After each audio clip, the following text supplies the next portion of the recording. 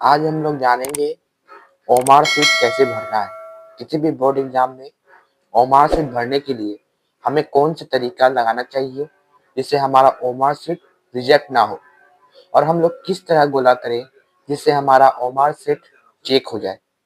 एक गलती के कारण आपका ओमार शीट किसी भी कारण से रिजेक्ट हो सकता है, और उस रिजेक्ट को बचाने के लिए ओमार शीट को आपको ठीक आकार में अच्छे से भरना होता है।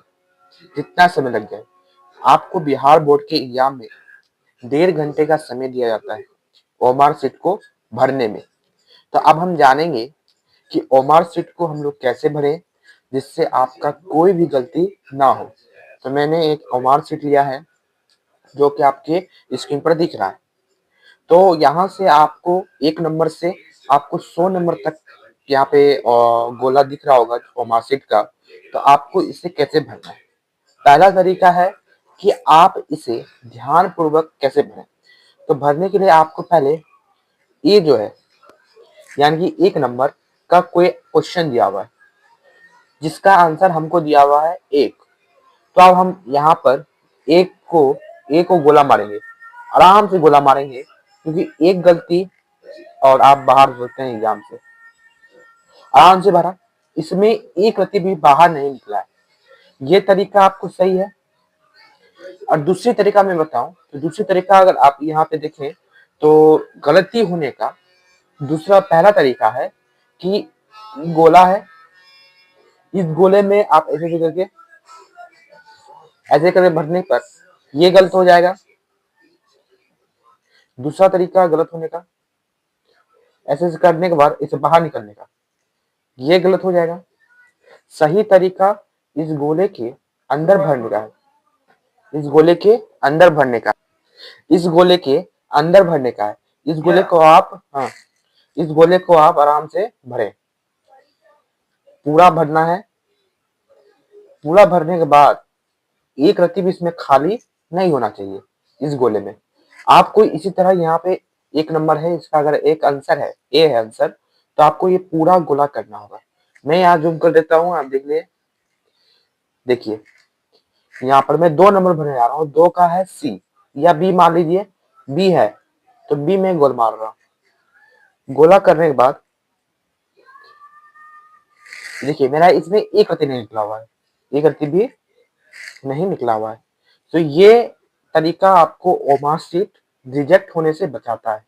और जो तरीका आपको ओमार शीट रिजेक्ट होता है किस कारण से होता है, तो उसका भी मैंने यहाँ पे प्रमाण दे दिया है।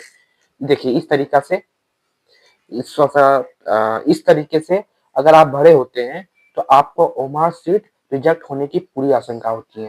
जैसे कि मैं यहाँ पर 21 नंबर भर रहा हूँ, मैं यहाँ पे हड़बड़ी में भर दिया, कैसे कैसे किसी तरह भर दिया, तो ये रिजेक्ट हो जाएगा। ठीक है, ये रिजेक्ट हो जाएगा। इससे आपका पूरा कॉपी रिजेक्ट नहीं होगा, खाली ये नंबर रिजेक्ट हो जाएगा। ये आपका काउंट नहीं होगा। जो काउंट होगा वो पूरा गोला हुआ, यानी कि पूरा उसके अंदर भरा होना चाहिए, वही नंबर आपका काउंट होगा ओमार शीट में। अब बात करते हैं कि हम लोग ओमार शीट तो भर देंगे। अब दूसरा रीजन है रिजेक्ट होने का कि किसी भी प्रकार का आपको इस पर कोई डार्क या कुछ भी ऐसे करके, जैसे कि पेन है और पेन से कट जाता है, तो ये सब रीजन है कि ओमार शीट आपका रिजेक्ट हो सकता है। और दूसरा रीजन क्या है, दूसरा रीजन कि इस पे आपको नाखून नहीं लगाना है। ओमार शीट आपका जो है इस पे आपको नाखून नहीं लगाना है। यह हमारा तीसरा रीजन हो गया, दूसरा रीजन हो गया। और तीसरा रीजन जो है, ये आपको कहीं से भी आपको फटना नहीं चाहिए, क्योंकि ओमार शीट आपके मशीन से चेक होंगे, ना कि हाथ से। तो मशीन से चेक होने के लिए आपको इसमें ना कोई दाग लगाना है, ना कोई इसमें आपको नाखून घसना है, ना ही आपका ये फटना चाहिए। ये 3 रूल होना चाहिए। और यहाँ पे एक चौथा रूल भी है कि आपका जो ओमार शीट है उस पर आपका नाम और रोल नंबर सही सही होना चाहिए, क्योंकि एक नाम और एक डिजिट का गलती से आपका ये ओमार शीट रिजेक्ट हो जाएगा। आपका नाम में भी गलती नहीं होना चाहिए, ना ही उस पे कुछ ज्यादा दोबारा पेन से लिखना है, ऐसा नहीं है। आपको एक बार में ही लिखना होगा, उसपे एक रत्ती भी गलती नहीं करना है। आप अपना रोल नंबर सही से लिखना होगा आपको, तभी आपका ओमार शीट रिजेक्ट होने से बच सकता है। अब बात करते हैं कि हम लोग कॉपी में कैसे लिखेंगे। बोर्ड एग्जाम में आपको कॉपी कैसे लिखना है, इसकी भी मैं पूरी जानकारी देता हूँ। कॉपी आपको कैसे लिखना है, तो बोर्ड एग्जाम का कॉपी जो होता है बिहार बोर्ड के अनुसार, तो इस प्रकार का नहीं होता है, इससे थोड़ा लंबा होता है। इस प्रकार का नहीं होता है, इस प्रकार से थोड़ा-सा लंबा होता है। तो मैं उतना लंबा कॉपी है नहीं, तो मैं एक सिंपल पेज में, रफ पेज में मैं दिखा देता हूँ कैसे लिखना है। तो आपको मैंने कॉपी का पेज लिया है, तो इस पे मैं आपको दिखाता हूँ, नाम तो आगे भरना होता है। उसमें भी गलती के कारण आपका कॉपी भी रिजेक्ट हो सकता है, क्योंकि नाम और रोल नंबर आपका सही-सही होना चाहिए। अब बात करते हैं कि कॉपी के अंदर आप जो क्वेश्चन का आंसर दें या कि प्रश्न का जब आप जवाब दें, तो आप किस प्रकार जवाब दे सकते हैं। तो उसके लिए आपको क्या करना है, आप मान लीजिए मैंने दिया 2 नंबर का आंसर, 2 नंबर का आपको जवाब पता है, आप 2 नंबर का प्रश्न कैसे लिखेंगे बिहार बोर्ड में और 5 नंबर कैसे प्राप्त करेंगे? तो उसके लिए आपको एक बेहतरीन ट्रिक अपनाना है। आप आप जब सब्जेक्टिव शुरुआत करें, यानी कि आप जब लिखने वाला प्रश्न जब स्टार्ट करें, तो यहाँ पर पहले आप लिखिए, क्या लिखेंगे? खंड, खंड बी लिखेंगे, खंड ब। क्या लिखेंगे? खंड ब लिखेंगे और इसे अंडरलाइन करेंगे। 2 बार अंडरलाइन करेंगे, ठीक है? ये एक लुक देने के लिए है। इसे 2 बार अंडरलाइन करने के बाद इसमें लिखना है, अपना प्रश्न लिखेंगे, जो भी है, जैसे कि मैं लिख रहा हूँ 1 नंबर का प्रश्न, तो यहाँ लिखेंगे प्रश्न संख्या 1, 1 करके लिख देना है। इसके आगे कुछ नहीं लिखना है और फिर यहाँ पे सेकंड लाइन में लिखना है उत्तर। यहाँ उत्तर लिखना है और यहाँ पर एक ब्रैकेट देकर आपका जो भी प्रश्न है, जैसे कि कोई प्रश्न है, भारत में गणतंत्र दिवस 26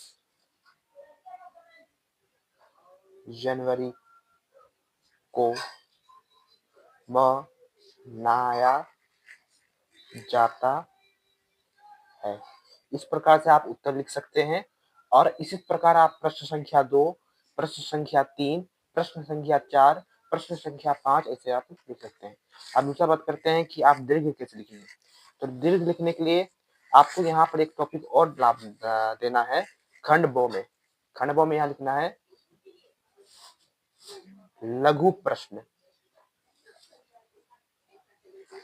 और यहाँ दूसरा में लिखना है, यहाँ लिखना है दीर्घ दीर्घ प्रश्न, दीर्घ प्रश्न लिखना है और यहाँ पे आपको प्रश्न संख्या लिखना है, प्रश्न संख्या। आप ऐसे भी लिख सकते हैं, प्रश्न संख्या से 15 नंबर, 15 नंबर प्रश्न संख्या है। तो यहाँ सेकेंड लाइन में यहाँ उत्तर लिखेंगे और इसी के सीधा में आप लिखेंगे आंसर। यहाँ लिखेंगे कि गणतंत्र दिवस, गणतंत्र दिवस को 75वां साल हो गया है। ठीक, इस तरह से आप लिख सकते हैं। इसको आप लॉन्ग को और लघु जो है, लघु को कम से कम 5 से 6 लाइन, यानी कि 1 लाइन, 2, 3, 4, 5, यहाँ तक आपको लघु लिखना होगा। कम से कम 5 लाइन लघु लिखने पर आपको 2 नंबर मिलेंगे। ये 2 नंबर का प्रश्न हो गया, 5 लाइन लघु लिखने पर। अब बात करते हैं दीर्घ। तो दीर्घ में आपको कम से कम 1, 2, 3, 4, 5, 6, 7, 8, 8 से 9 लाइन आपको लिखना होगा, तब जाके आपको 5 नंबर के प्रश्न का आप पा पाएंगे नंबर। और आज के वीडियो में इतना ही। आपने सीखा ओमार शीट कैसे भरना है और कॉपी में कैसे लिखना है जिससे आपका नंबर ना कटे, और कॉपी को भी आपको सही लुक में देना है। और जब प्रश्नों की संख्या आपकी पूरी हो जाए, आपका उत्तर खत्म हो जाए, तो आपको इस प्रकार का डैश लगाना होगा। इस प्रकार का आप डैश बीच में लिखिए और इसे अंडरलाइन कर दें। तो ये हमारा हो गया कि यहीं तक प्रश्न था, इसके आगे हमने प्रश्न का जवाब नहीं लिखा है। तो ये भी एक अंडरलाइन हुआ। तो आपको किसी भी हाल में अगर 5 नंबर प्राप्त करने हैं, तो इस प्रकार से आप लिखने पर 5 नंबर अवश्य मिलेंगे। और बात करें तो हमारा क्रैश कोर्स हमारे चैनल पर उपलब्ध है, तो आप वहाँ से भी देख सकते हैं और हमारा चैनल के माध्यम से उसे डेली भी अपडेट किया जा रहा है, जिसे आप देख सकते हैं। और मार्कशीट मैंने बता दिया कि सही गोला करने पर ही आपको मार्कशीट रिजेक्ट हो नहीं होगा। अगर आप सही तरीके से अगर मार्कशीट गोला नहीं करते हैं, तो आपका मार्कशीट गलत होने की पूरी चांस है और रिजेक्ट भी हो सकता है। तो आज का वीडियो इतना ही, और प्रैक्टिकल की वीडियो पाने के लिए कि प्रैक्टिकल कैसे लिखें, तो उसके लिए भी आपको अगले वीडियो का इंतज़ार करना होगा। इतना ही, इस वीडियो में इतना ही। और इंटर का डमी एडमिट कार्ड यानी कि वो तो आ गया है। आप प्रैक्टिकल का ओरिजिनल एडमिट कार्ड भी आपकी साइट पर उपलब्ध है, तो आप वहाँ से देख सकते हैं, या अपने स्कूल के माध्यम से आपको प्राप्त करना होगा। धन्यवाद। आज के वीडियो में इतना ही।